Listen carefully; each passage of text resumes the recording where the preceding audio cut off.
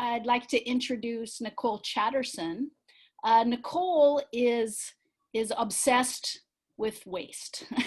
I'm really inspired by her personal story. She tells that how she grew up near a landfill, and so she really grew up questioning waste management strategies. And I was so fortunate to witness her master's thesis defense in anthropology. She studied waste management in Hawaii. And then from there, she started working with the Office of Sustainability as our first living laboratory system-wide coordinator. You know, how could we do for campus-based learning projects in sustainability what we had done with classroom-based learning projects in sustainability? Because something we've learned is that these two things, they go together, right? Campus learning reinforces classroom learning, and we love to call that cognitive resonance. So I witnessed Nicole's master's defense, which was all about the social aspects of waste management. And she's got a great video on Intro to Island Sustainability that I recommend all the time. I show it to all my classes. She talks about H-power and really reveals the wicked problems of waste and the complexities of the situation. So for 3 years, she's been exploring the idea of a living laboratory, and she's focused on waste, but of course, living laboratory includes much more than all of that, just waste. So before we get started, I'd like to ask everybody to just take a minute and what does living laboratory mean to you? You know, if you were here from coffee hour, we talked about a few projects like gardens, like service learning, waste audit. So just jot down, piece of paper, 3 projects on your campus that you think are a living lab. Nicole will be moving on from the Office of Sustainability into her role as the co-director and founding executive director of Zero Waste Oahu. And let me tell you, she's going to make it happen. So this is the cumulative effort of her 3 years of work and research that she's going to be sharing with us as she transitions on. Nicole, thank you so much for putting this together for us. Hi, everyone. Thanks for that awesome intro, Krista. Yes, I'm a waste nerd and always happy to talk trash with people. So find me afterwards for that. And yeah, I'm excited to share what I've been up to with the office for the past few years. And gonna present some ideas around this concept of a living lab.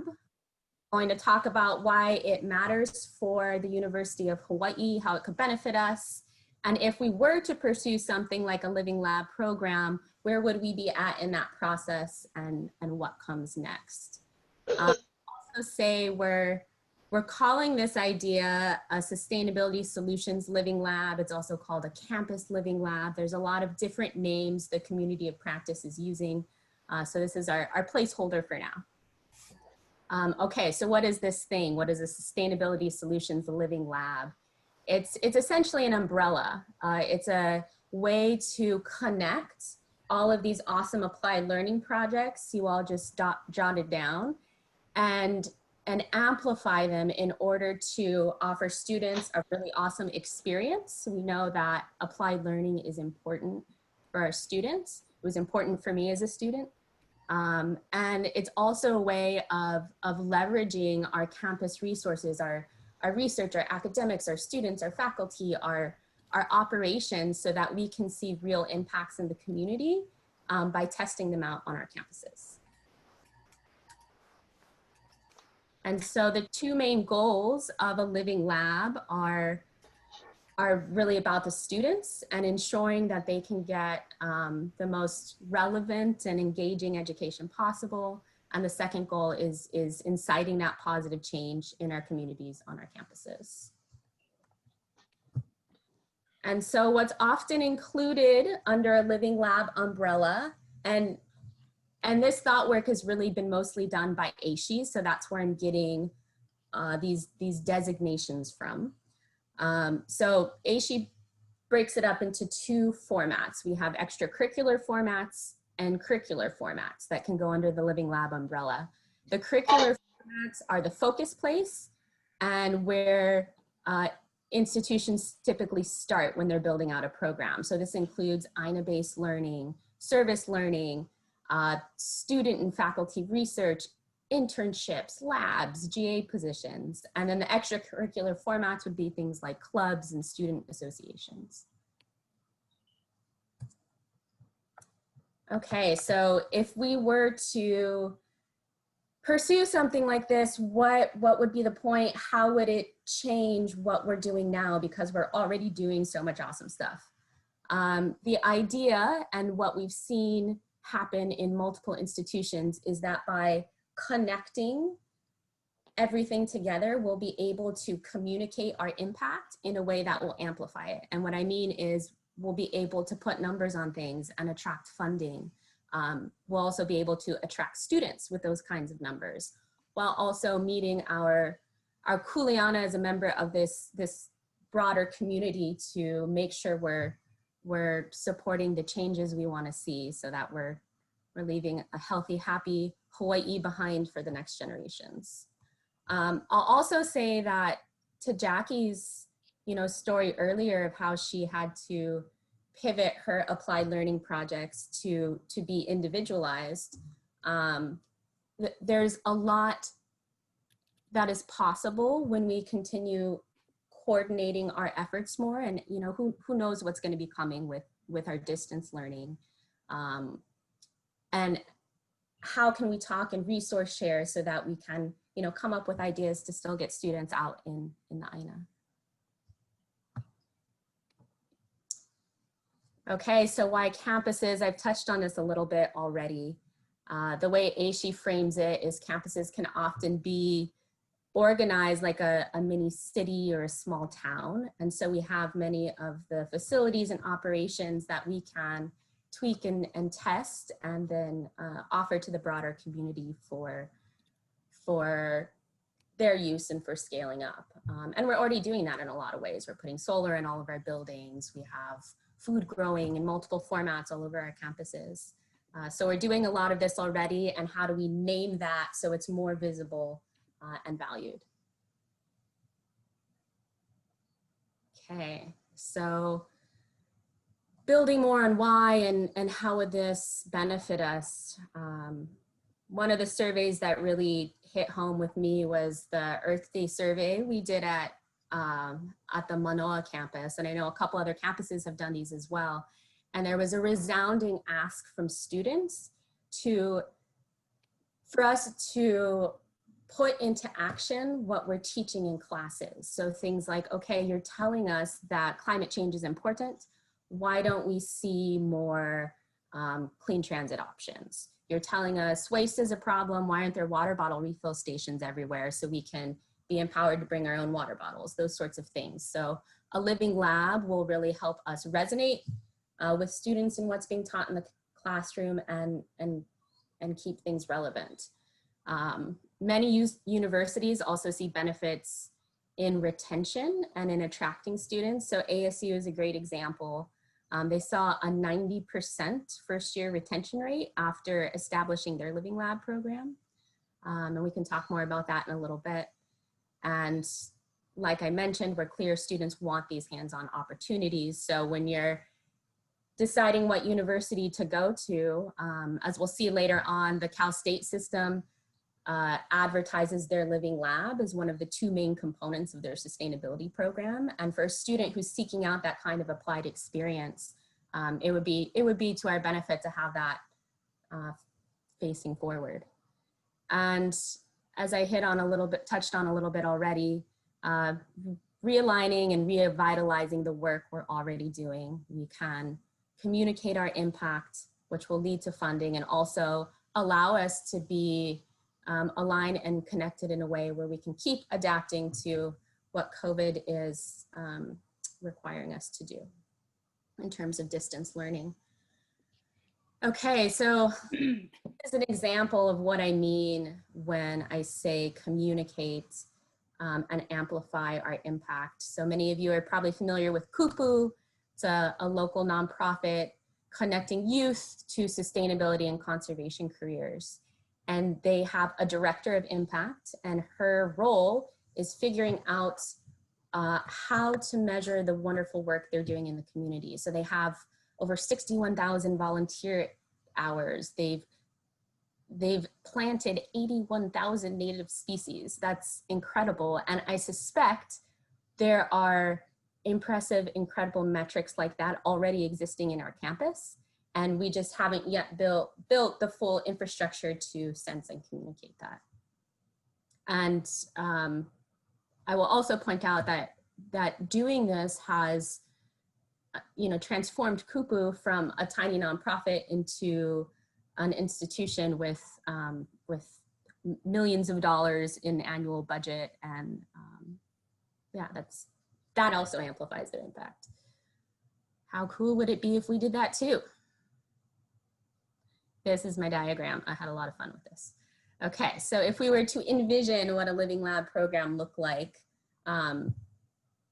I really see it, and it's usually discussed as an umbrella with the intent of bringing together different applied learning formats. It says solution-oriented applied learning formats on there. That's another term ASHE uses, but basically applied learning. Bringing together all of these formats so that we're clearly offering more opportunities for students to engage in place-based projects that serve our campus, our broader community.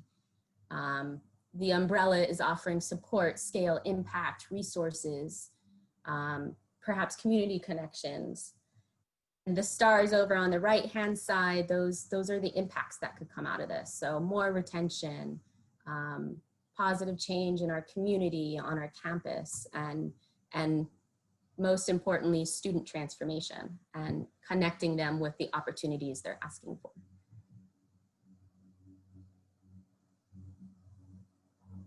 And with that, I will hand it over to Krista so we can do some digesting and breakout group one.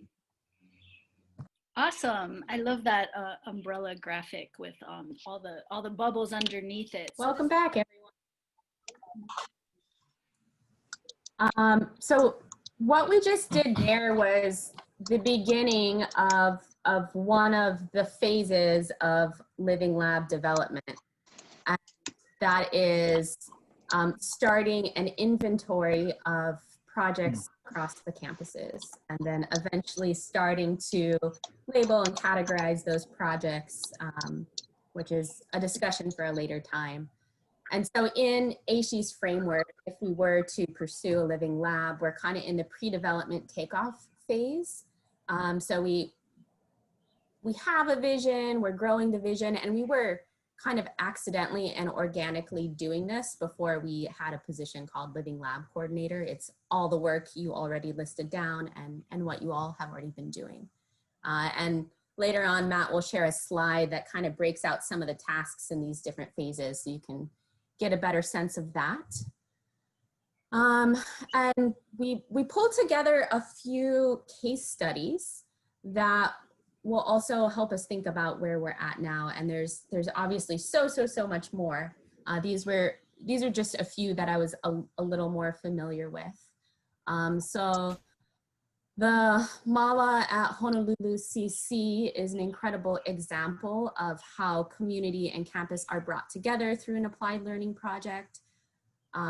So the intent behind the Mala was really to, as I have been told, to connect the campus back to its genealogy. What was that space and land used for before it was a campus?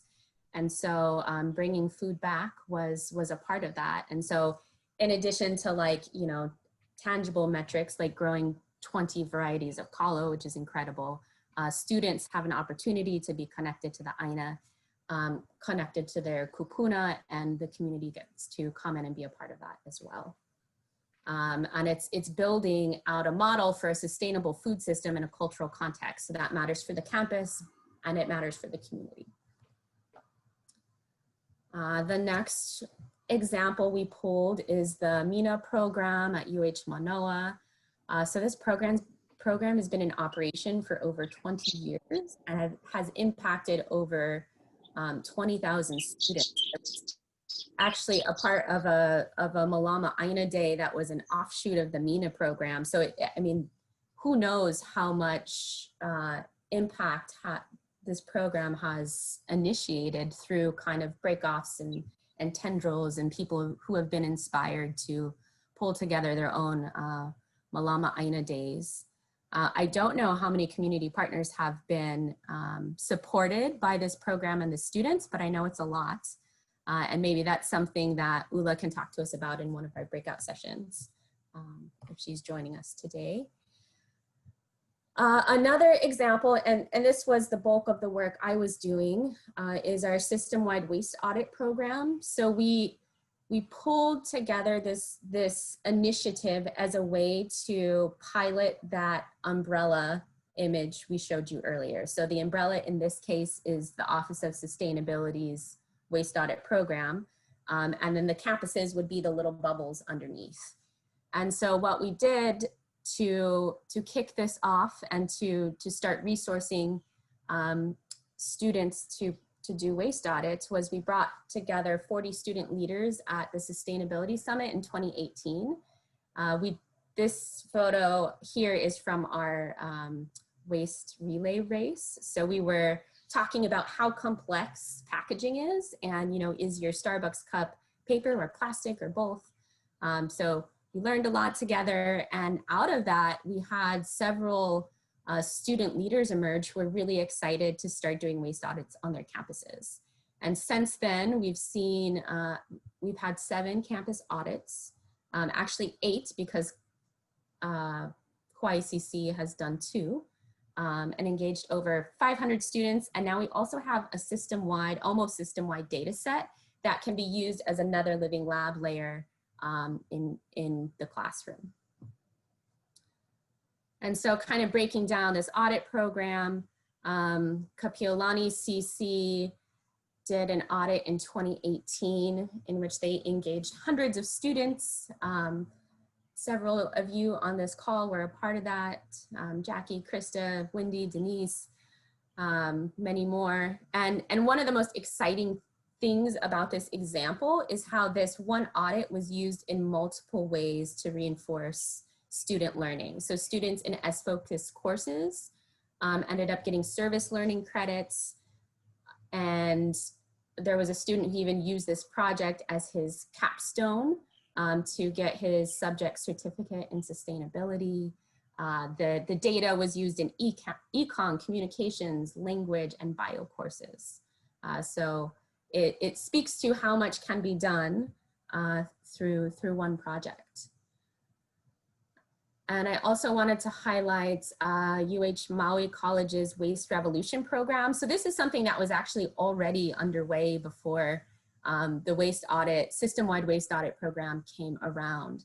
And what they were able to do is pull together evidence-based policies through their sustainability lens and the waste audit processes.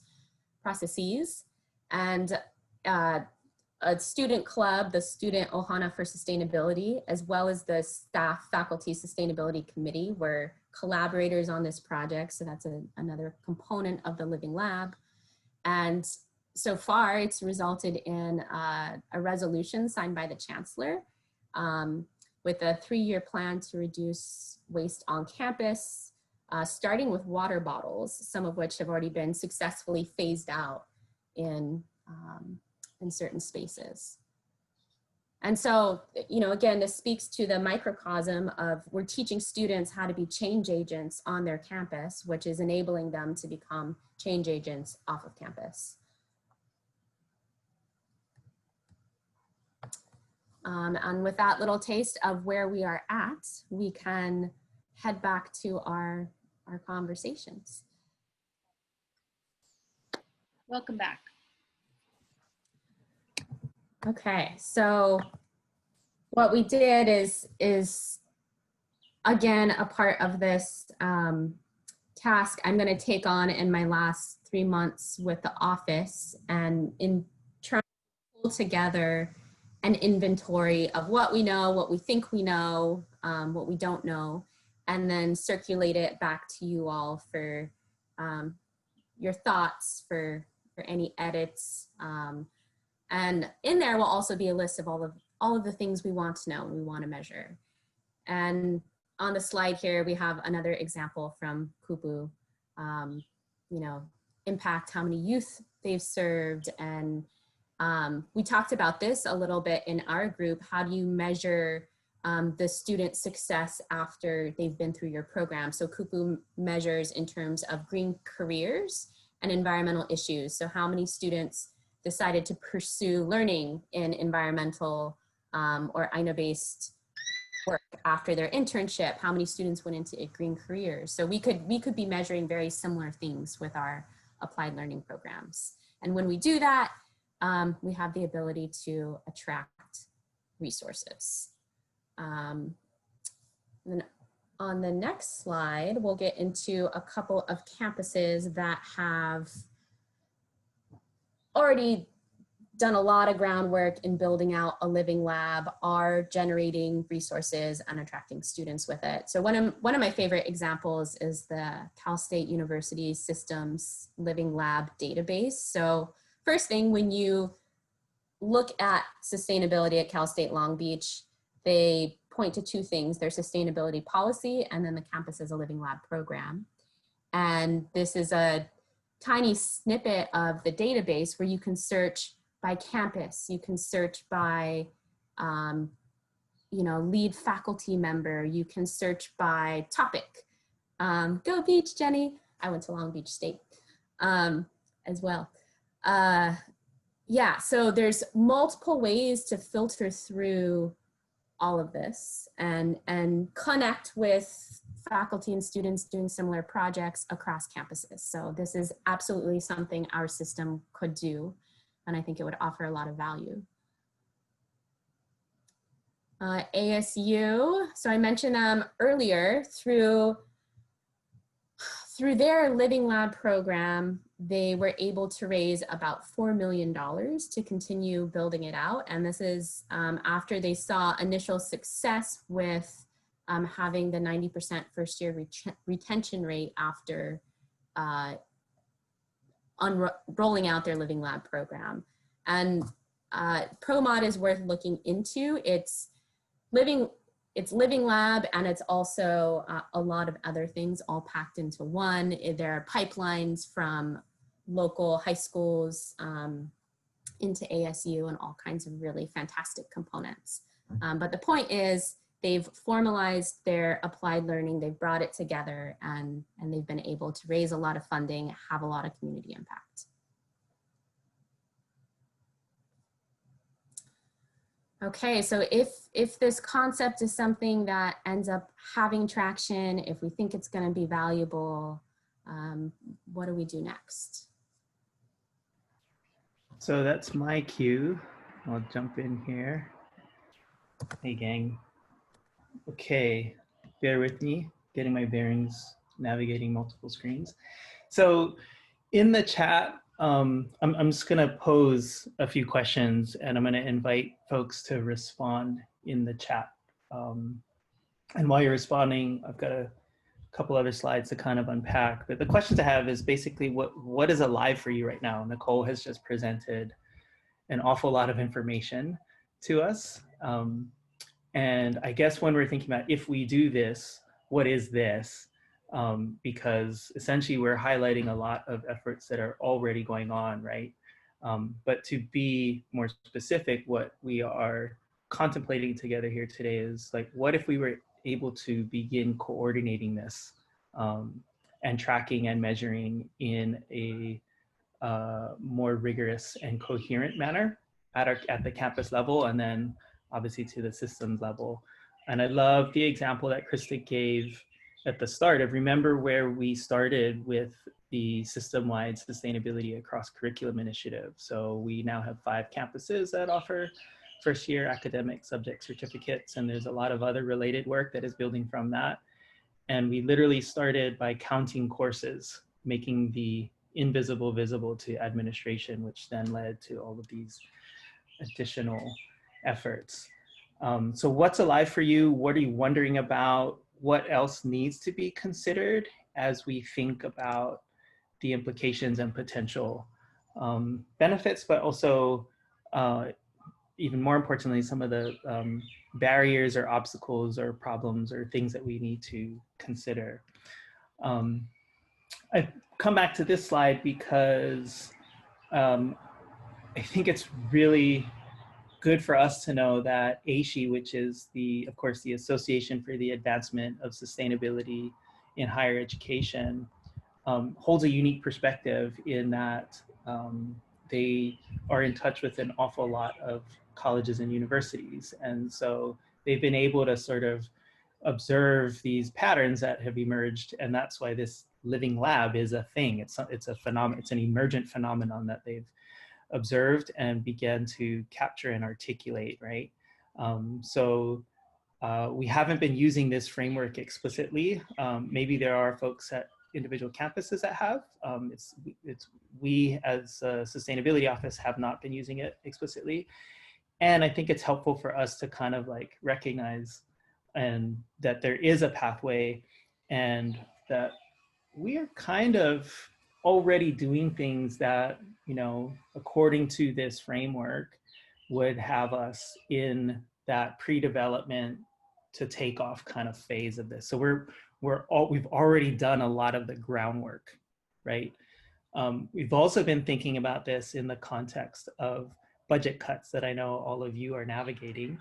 And a question that we've been asking, you know, since the start of this year is how might the university transform to meet these times? And already anticipating resource cuts, resource reductions. A next key question that we've been asking ourselves and asking each other is how do we be smarter with the existing resources that we have, right? So we are being asked by the legislature, we are being asked by our leadership to do more with less. And I wonder what if we were to reframe that question is, how can we connect the dots with things that we already have? How can we build from our existing strengths, right? So that we can do more with less. Krista and I are absolutely in love with this graphic because I think it's really helpful to for us to understand that, yes, there's an awful lot of initiatives that are going on, and similar to the pattern or the playbook that was so effective in helping us to work with all of you folks to be able to develop a sort of system-wide coherence around sustainability education, especially in that first year,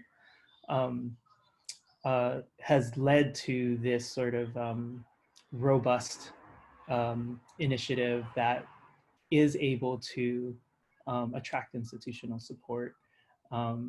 And kind of remembering the theme of our presentation to the Board of Regents last year, which was titled, Higher Ed Must Teach to the Issues of Our Times to Remain Relevant. Justin's point in the chat there is thinking about the first year experience for our college students so that we can meet them where they're at and not only offer educational experiences that are relevant to the complex world that they are navigating. What if we could go beyond relevance and achieve resonance where they're absolutely vibing with not only what we're teaching, but how we're teaching. And this also offers us an interesting opportunity to rethink how we utilize our campuses and be more intentional about when we do gather in person, why are we gathering? How are we gathering? How can we make best use of the physical campus facilities, especially in a COVID world, right? A lot of talk about a post-COVID world. COVID is fundamentally transforming us. We are in the transformation now. So Not sure if there is a post-COVID world. I think there's a world that is fundamentally transformed as a result of COVID. The last thoughts that I'll kind of share is this is a framework that has been enormously helpful for us. And even in my first presentation to the Board of Regents, just after the office was established in 2015, this was the subject, this was the content of my presentation, and I'm not sure how much sense people were able to make of it. But the org chart that you see on the right-hand side, we're all very familiar with it because we are all entangled in these command control management-driven hierarchies, which are really great at scaled efficiency, but they struggle when it comes to sensing into changing contexts and changing environments. They're not good at receiving information from folks who are at the bottom rungs of those. And what we're experiencing here today is an example of the adaptive network, right? We all participate in these adaptive groups, these groups that are enormously dynamic, responsive, able to sense into rapidly changing conditions, rapidly share information, knowledge, and resources in the ways that we are doing today. And at the hub there, the middle of that graphic, that's how we think of our office, right? We exist to complement, support, enhance the incredible work that you are doing, but also to help connect you to each other so that we can share that information, knowledge, and resources.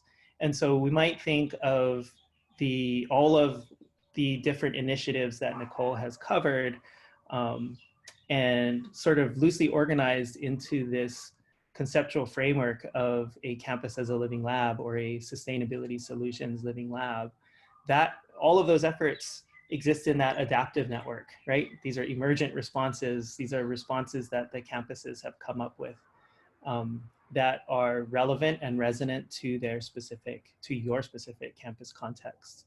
And so what we're wondering, part of what we are wondering today is, what if we were to be able to make this visible so that our command control hierarchies, management-driven hierarchies, can start to recognize the value, the enormous value that is held with these types of initiatives and relationships.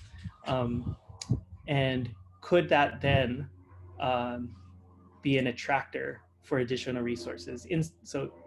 Resources from within the institution, even in a situation of decline.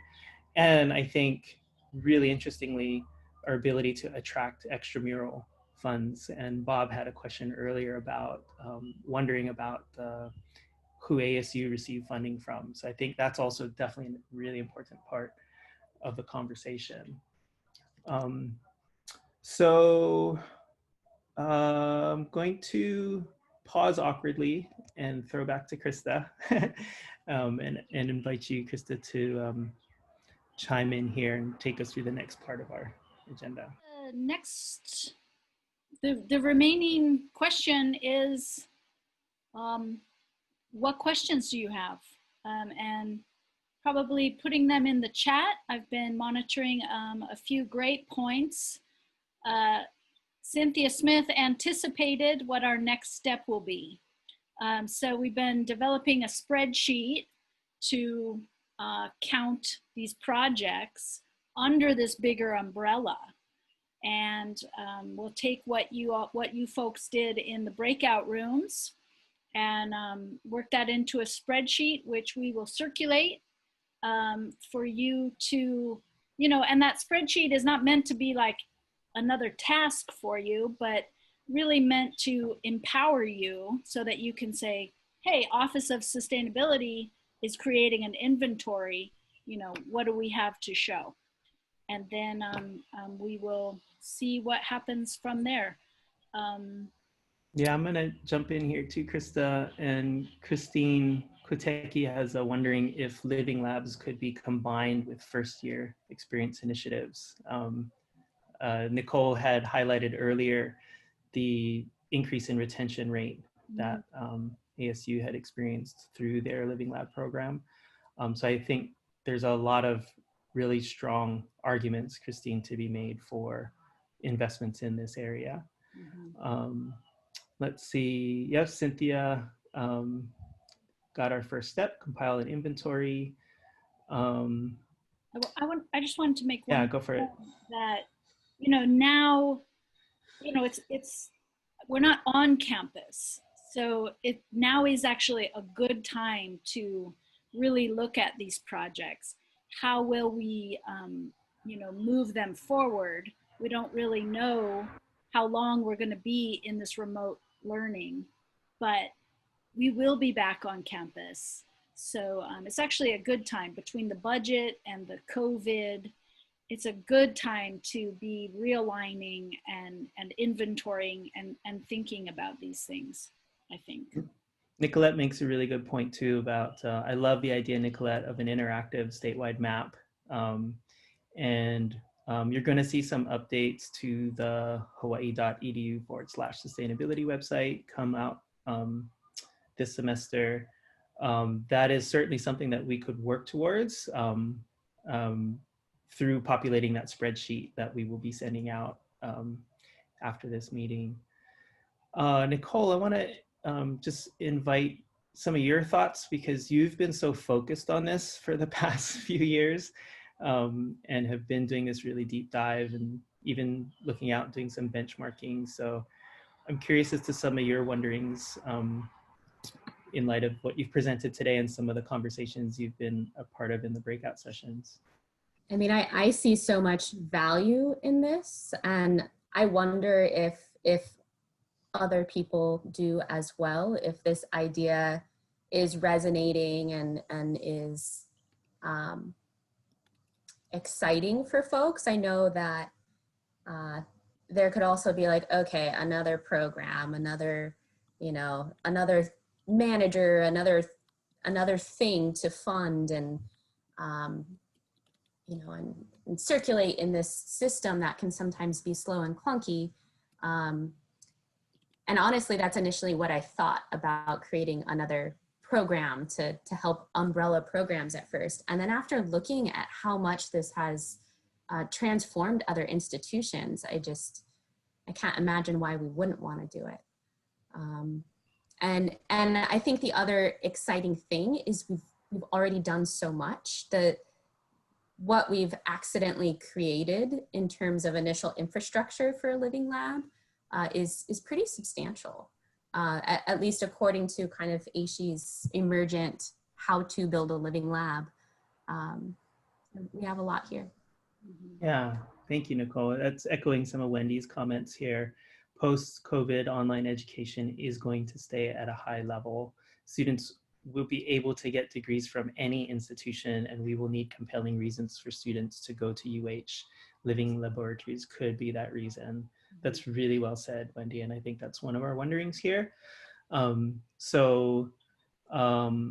This has been enormously valuable for us. We really want to thank each and every one of you for taking time out of your busy schedule to come spend an hour or so this Friday morning.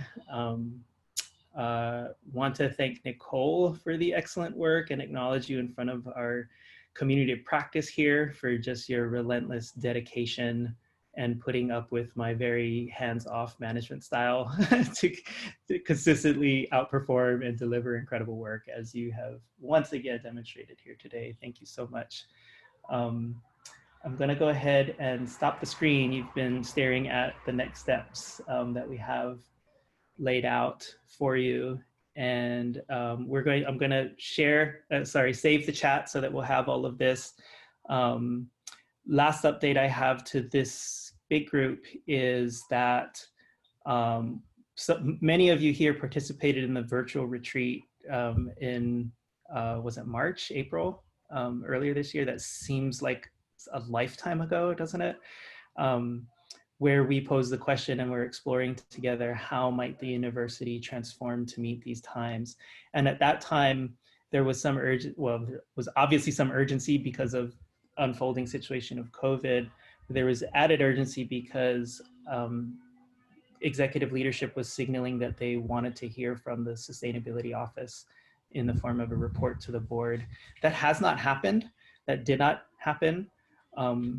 We haven't been sought out to share any of that input that we received from our sustainability community of practice over the summer.